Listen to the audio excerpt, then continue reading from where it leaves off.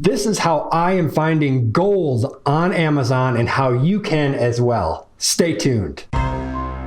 Welcome, fellow entrepreneurs, to the Entrepreneur Adventure Podcast, where we talk about Amazon Wholesale and how you can use it to build an e-commerce empire, a side hustle, or anything in between. And now, your host, Todd Welch. What's up, everybody? Todd Welch here from the Entrepreneur Adventure, and today we are diving into the wholesale mine and refine method. This is how I am finding gold listings on Amazon and how you can as well. And I'm going to break it down for you guys here today so that you can go out on Amazon and find these listings that are collecting dust, polish them up a little bit, and start selling a lot of products on them, and probably have all the sales to yourself for quite a long time. I've been doing the wholesale mine and refine method for a while now, and it's working fantastic for me. So I wanted to share it with you guys out there so you can do it as well. Now, one thing that I'm going to do is actually do a full webinar on this method as well. So you're going to want to head over to entrepreneuradventure.com/mine, M-I-N-E, to check that out. You can also find that link in the show notes, entrepreneuradventure.com/38, since this is episode 38. And in that webinar, you'll be able to visually see me going through all of the steps and such that we're going to talk about here today. So you're definitely going to want to check that out. Again, entrepreneuradventure.com/mine, M-I-N-E, and you can get more information on that.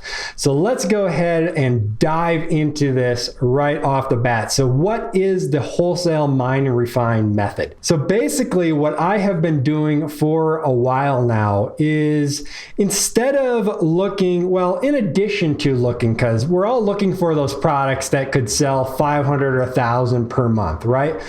But when you find those ones, usually there's going to be 10 or 20 other sellers on there you're competing with. The good price is going to get driven down. You might be able to make 20 or 30% ROI. So what I do to offset that low ROI, because those fast selling ones are really nice, but if we can find these listings that are collecting dust and maybe make 75 or 100% ROI or more and have all the sales to ourselves, that really helps increase our profit margin, increase our return on investment overall in our business. So I've been doing this for quite a while, and essentially it's finding listings that have been forgotten about, or maybe just have not had the right touch to really get going. So what do I mean by listings that are collecting dust? When you're getting those lists from the distributors or brands, a lot of times we're using filters in our software, whether we're using Tactical Arbitrage or Analyzer Tools, formerly AMZ Analyzer, or Price Checker 2 is another one out there. There's all these little filters that we can set to find products. And so a lot of times people are setting their filters to filter out the low selling products. And maybe they say the minimum of 50 orders per month or 100 orders a month or a minimum sales rank or something like that. I kind of flip that on its head. When I'm looking at these lists, after I look for the fast selling products, now I'm going to do a little mining, right? Digging for gold in that list. And I'm resetting those filters and setting the filters to mainly just look at reviews and that Amazon is not selling on the listing. So I'm looking for 5 reviews or more, and then 4 stars or better. I want to see listings that have got sales in the past, and I can know that by having reviews, right? Because for every 1 review, there was probably 50 or 100 sales to get that 1 review, because a lot of people don't leave reviews. So we know that it's sold in the past. And then I want it to be a good product. So 4 stars or better, preferably even 4.5 stars or better, to make sure that it is a good product. I don't want to find a bad product that people are going to end up returning. So that's what I'm filtering on primarily in those softwares, whichever one you are using out there. Now, in addition to that, I'm also setting the filter to make sure Amazon is not currently selling on the listing, because obviously we don't want to compete with Amazon. Now you're going to have a pretty good list. Depending on the size of that original list, you're going to have a nice list of potential gold products that we can sell. So from there, I'm clicking on those listings, jumping over to Amazon and really digging into the listing, the Keepa graph, and checking out the history of this item. So some of the things that I'm really looking for after those reviews is, number one,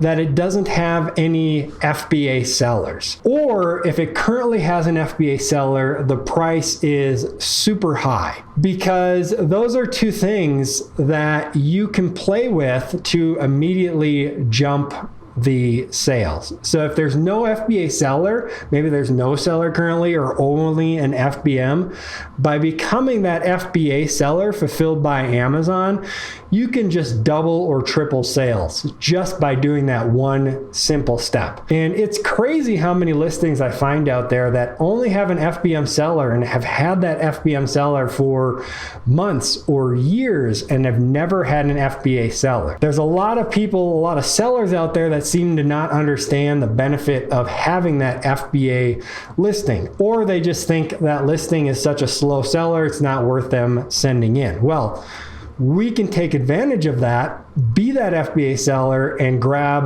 100% of the sales that are currently on that listing, and probably automatically double or triple that as well. Now, I'm going to jump back to the reviews for a second, because something we want to look at there with the reviews is to make sure that there's been a recent review. And I say recent review probably within like the last year, preferably even within the last 6 months.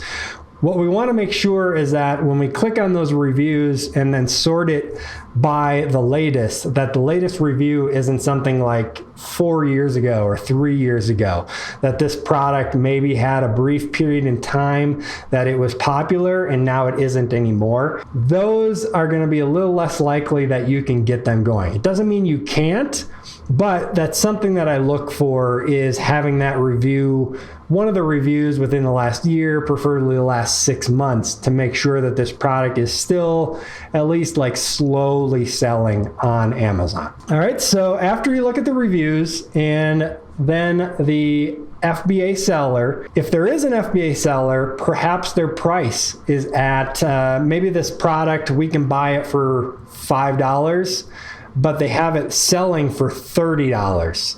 And you look at the history on the Keepa graph, that price has always been at like $25, $30, $40. We could come in and maybe sell it for $19.97 or $14.97 and still make 100% profit on that, but that will also help kickstart those sales. So that is something that I look for as well, a historically high price. Now, in addition to that, we want the listing to be really crappy, really bad, right?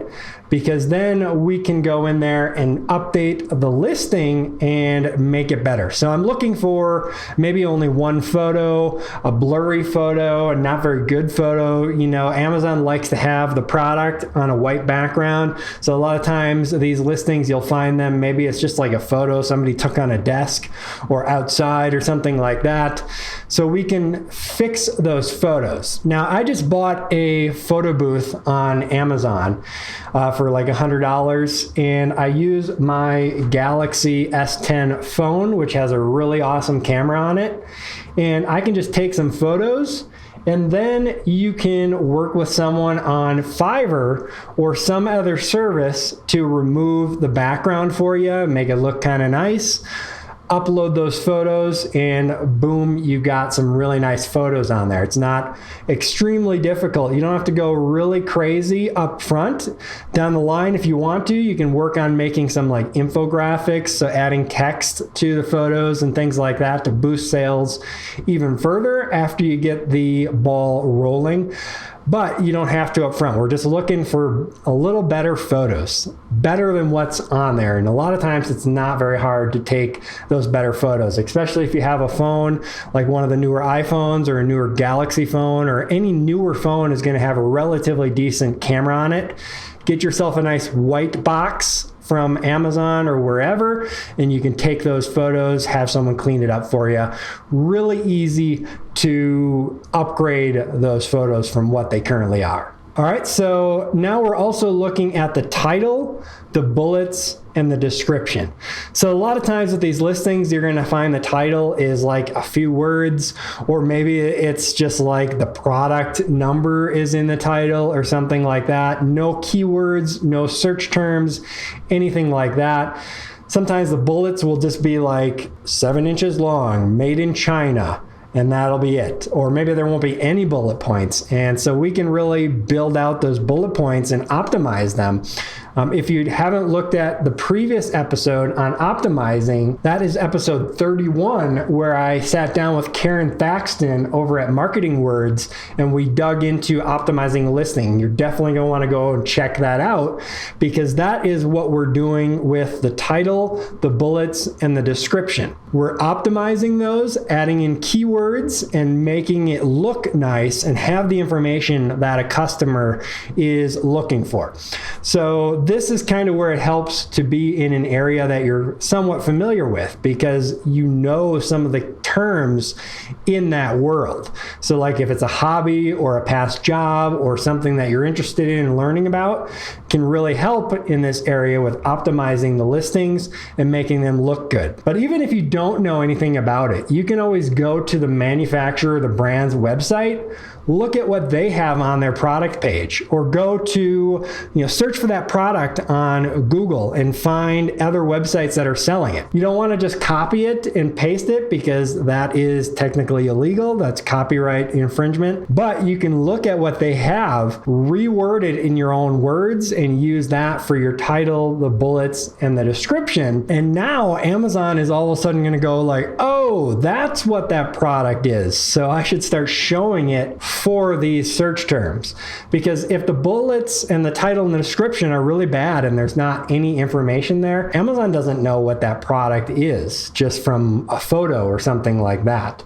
So Amazon needs to know what it is. And by updating that title, bullets, description, now Amazon is going to be able to start showing it for those keywords or search terms that people are typing into Amazon. So that is going to help boost your listing as well. Now, another area that we can do is in the back end. So when you're editing the listing, there's a field called search terms. That is where you can put all of the main search terms that people are looking for. And one of the softwares that I use to do that is Scope from Seller Labs. That tool allows us to have a little icon at the bottom of every Amazon page. We can click it and it shows us all of the top search terms that this product is potentially showing up for. So I can go look at some of the main competitors to this product, look at the search terms they're showing up for, and put that in the search term field in the back end, as well as misspellings and things like that. We want to keep it focused around the product, but you can also use that to build your title, bullets, and description, as well as that back-end search terms, to get those keywords and search terms that people are looking for in your listing, because the more we can do that, the better. Now, you want to make sure you stay focused on this. Don't put like things that don't actually have to do with it, because that can hurt the listing. But again, check out that episode with Karen Thaxton. We'll put that in the show notes, entrepreneuradventure.com/38. And you can watch that episode where we really dive into optimizing listings. Another thing that we can look for is variations of this product. So let's say this product has different colors or different sizes. And we can search for the different sizes and the different colors on Amazon. And let's say they're all separate listings. Maybe one of those listings is doing decent. So it has maybe a sales rank of 50,000 or 75,000. Got a little more reviews than the other ones. We can now create a parent listing. All right, so you can go into Amazon, create what's called a parent listing and combine all those colors or sizes or whatever the variation is under that parent listing. And now it makes it easier for the shopper, right? All of this, we're thinking about what's going to make it easier for the shopper to find and buy these products. So if they have a variation, let's say it's a car paint, right? And you have red and black and yellow and blue, and each one has a separate listing. Well, maybe the black one is the most popular and it's showing up in listings, but that's not what somebody is looking for. They're looking for the yellow or the blue. Those ones are so far down in the search that nobody's finding them. So if we can make a parent variation and put all the colors underneath that parent, now when someone clicks through to that black, they're like, oh, they have blue and yellow and red as well, and it's the yellow one that I wanted. They can just click on it right there on that listing, and we're benefiting from all of the sales traffic for all of those listings now get rolled into one listing. And so all of those variations are potentially going to get more sales. So that is something I do a lot to take advantage of. And then in addition to that, you can even add additional variations that maybe are not on Amazon. So once you combine those listings into one, if that listing starts taking off, maybe they have a white paint and that's not even on Amazon yet. You can add it as for the first time on Amazon, put it under that variation, and now you're the only seller of maybe that color, and that color can potentially start getting some sales. Now, these are all things that, remember, I've mentioned 100 times before, we're buying very small quantities. We're not buying 100 units. We're buying 10, 12, 24, whatever their minimum order is on that, to test this out and see if you can get it selling. And then once you get it selling, now you can make the larger orders and things like that as well. So keep that in mind. But variations and bringing things together in a variation is a really good way to kickstart sales on a listing. Now you might be asking, okay, Todd, this is great to update all this stuff, but how am I going to update it if I don't have control of the listing? I didn't create it. Now the good thing is that a lot of these listings that we're looking at are really bad. They're not getting very many sales. So a lot of times you can just go into Seller Central, edit that product, make the changes in your account, and they will just go live. It is a lot easier with these low-hanging fruit products because Amazon's like, somebody do something to get some sales on this listing, because Amazon's not making any money if the product's not selling. And a lot of times other people have not edited it. So you can make the listing or make the edits on the listing. Amazon will just give you control. If they don't, if you make those changes and like an hour later, they haven't updated on Amazon, what we're going to be doing is going into seller support, and there is actually an option to update product listings, and we can use that tool to try to update it. If that tool can't do it, then it's going to open up a ticket and seller support will look at it. With seller support, you're going to be wanting to include like photos of the item and a link to the manufacturer's page where the changes that you're looking to make are shown on there. And 9 times out of 10, seller support will help you get that updated as well. So you can definitely usually make those changes on listings that are not selling very well, because Amazon wants that product to start selling. They can start making commissions and fees off of that, and that's how they make their money. So they are usually more than happy to allow you to update those listings that are not doing very well right now. Now, if you're looking at the good selling products, those are a lot more difficult. They usually want a lot more proof to make those changes. But these low-hanging fruit, the gold mining products that we're looking for, it's a lot easier to make those changes. All right, so one of the last things here that we can do, let's say once you do all the optimization, you become the first FBA seller, you start getting some traffic on this product, start getting some sales. Now we can create an advertising campaign. And the advertising campaign that I like to start with is that 5-cent advertising campaign that we've talked about in the past. And you can just throw the product into that 5-cent auto campaign and start getting some advertising, and usually very cheap advertising. It's not going to cost you much, but it starts getting some more traffic to that listing. And then you can play with maybe 25-cent auto campaign, maybe start doing some exact campaigns or phrase campaigns to start boosting the sales on that product. And since you have it all to yourself, you're going to be benefiting the most from that. Now, eventually, people might start coming into these listings and selling it, but it's usually, in my experience, going to take a while, because they're not products that people have been historically looking at. But if you get the sales rank up, people are going to start looking at that. So others might jump on those listings. But what we can do here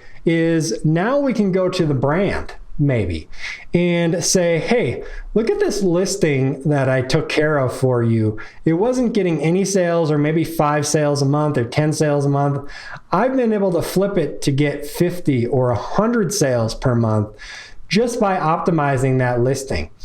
Maybe we can work this into an exclusive agreement where I can be your main seller on Amazon, or you can give me an exclusive discount on these products that other people are not getting. And I can do this for your other products as well. We can get all of your products selling really well on Amazon. So this is how I have worked into exclusive agreements with brands and things like that. It doesn't always work out that way, but put yourself in the brand's shoes, right? Someone just calling them up, hey, I want to sell your products. Can you make us an exclusive?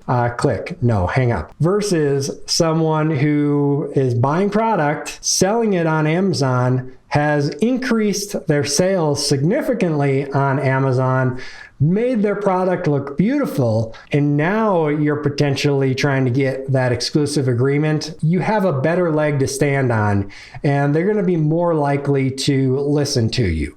Now, it's still not necessarily going to happen all the time, but it makes your shot a lot better, right? So that's kind of the path that I am going down. And I've been doing that for quite a while. It's definitely work. You know, it's not just finding a product that's selling 1,000 and throwing your listing on there and getting 100, 200 sales per month, and then someone drives down the price and now you're not making any profit anymore. That happens over and over in wholesale, right? Those big products are awesome when we can get them, and as long as we can keep them profitable, they're really nice. You definitely don't want to stop looking for those. I've got a lot of those and they're great. But adding this wholesale mine and refine method into your quiver, into your arsenal of things that you can do, and start getting those 75, 100% ROI products that are really nice, potentially work those into an exclusive agreement. It really helps bring up the overall ROI and profit margin of your business, and helps you make a lot more money selling less units. So it's definitely something that I recommend people add into what they're doing out there. Now, we went over it all really fast here. There's a lot of stuff to unpack. If you want to get into the webinar where we're going to go through all of this step by step, the price after the live webinar is going to be $47 for these recordings. So again, entrepreneuradventure.com/mine, M-I-N-E.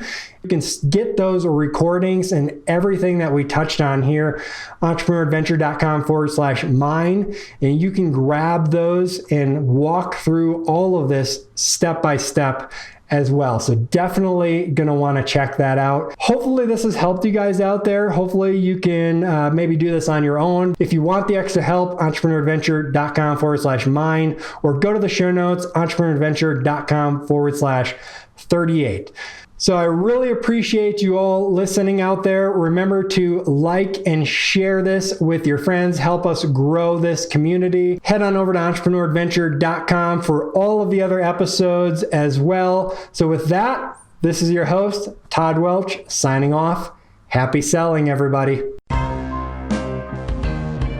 This has been another episode of the Entrepreneur Adventure Podcast. Thanks for listening, fellow entrepreneur. And always remember, success is yours if you take it.